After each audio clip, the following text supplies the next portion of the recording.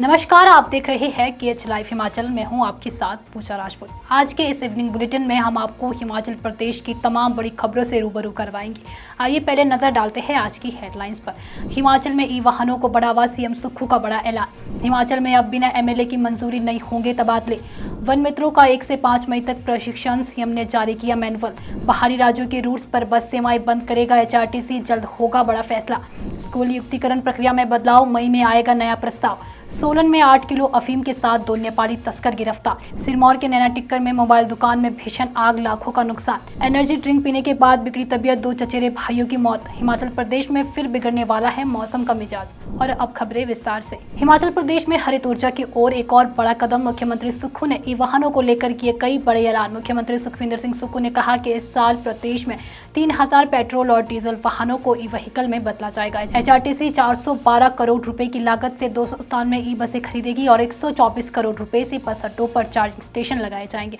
अब तक 50 ई टैक्सी सरकारी विभागों में लगाई जा चुकी है और 10 मई तक 50 और टैक्सियां स्वीकृत होगी। इन पर सरकार दे रही है 50% सब्सिडी। हिमाचल प्रदेश सरकार ने अधिकारियों और कर्मचारियों के तबादलों को लेकर बड़ा फैसला लिया है। अब किसी भी अधिकारी या कर्मचारी का तबादला संबंधित विधायक की अनुमति के बिना नहीं किया जा सकेगा। साथ ही विभागीय मंत्री का समर्थन भी जरूरी होगा। सरकार का मानना है कि विधायकों को अपने क्षेत्र की जरूरतों की बेहतर जानकारी होती है, जिससे तबादले संतुलित रूप से हो सके। यह फैसला शिक्षा, लोक निर्माण, जल शक्ति और बिजली बोर्ड जैसे विभागों में असंतुलन की शिकायतों के बाद लिया गया है। हिमाचल प्रदेश के मुख्यमंत्री सुखविंदर सिंह सुक्खू ने मंगलवार को शिमला स्थित ओक ओवर में नवनियुक्त वन मित्रों के लिए प्रशिक्षण मैनुअल जारी किया। 1 से 5 मई तक सभी वन मित्र अपने अपने रेंज में प्रशिक्षण लेंगे। इस मैनुअल में वन अग्नि प्रबंधन, नर्सरी संचालन और वृक्षारोपण जैसे विषय शामिल है। मुख्यमंत्री ने प्रशिक्षण की गुणवत्ता सुनिश्चित करने के निर्देश दिए हैं। वहीं 15 मई के बाद वन मित्रों से संवाद करेंगे। अब तक प्रदेश में 1896 वन मित्र तैनात हो चुके हैं। हिमाचल प्रदेश पथ परिवहन निगम जल्द ही बाहरी राज्यों के उन रूट्स पर बस सेवाएं बंद करने जा रही है जहां उन्हें लगातार घाटा हो रहा है।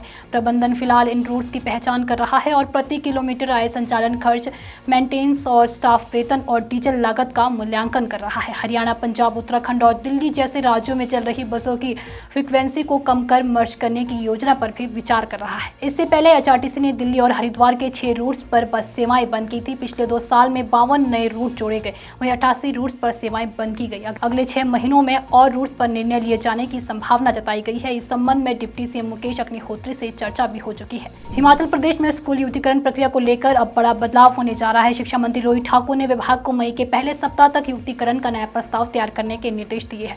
2024 के लिस्ट के आधार पर की गई नियुक्तिकरण प्रक्रिया में कई खामियां सामने आई थी, जैसे कि रिटायरमेंट के नजदीकी पहुंचे शिक्षकों को दूर दराज भेजना या दिव्यांग शिक्षकों की समस्याओं की अनदेखी। इन गलतियों की पुनरावृत्ति न हो, इसके लिए नई नीति में सरप्लस स्टार की स्वैच्छिक शिफ्टिंग जैसे प्रावधान शामिल किए जाएंगे। हिमाचल प्रदेश के सोलन में पुलिस ने नशा तस्करी के खिलाफ बड़ी कार्रवाई करते हुए 8.184 किलो अफीम के साथ 2 नेपाली मूल के तस्करों को गिरफ्तार किया है। SP गौरव सिंह ने बताया कि गुप्त सूचना के आधार पर चंबाघाट क्षेत्र में एक निजी बस को रोका गया, जिसमें बैठे 38 वर्षीय शंकर बहादुर और 44 वर्षीय सिरजना के पास से यह अफीम बरामद की गई। दोनों आरोपी नेपाल से अफीम लाकर शिमला में सप्लाई करने की योजना बना रहे थे। पुलिस ने उन्हें गिरफ्तार कर NDPS एक्ट के तहत मामला दर्ज किया है। SP सिंह ने बताया कि तस्करी का यह नेटवर्क अंतर्राष्ट्रीय स्तर का भी हो सकता है और जांच जारी है। पच्छाद उपमंडल के नैना टिक्कर बाजार में सोमवार देर रात परासर कम्युनिकेशन नामक मोबाइल की दुकान में अचानक आग भड़क उठी। आग की चपेट में आकर laptop, mobile phone, printer, computer व फोटोस्टेट मशीन समेत करीब 10 लाख रुपए का सामान जलकर राख हो गया। आग पर काबू पाने में स्थानीय लोगों को 3 घंटे लगे। हालांकि दमकल विभाग को सूचना समय पर दी गई थी, लेकिन उनकी गाड़ी देर से पहुंची। आग का कारण अभी स्पष्ट नहीं है। पुलिस जांच में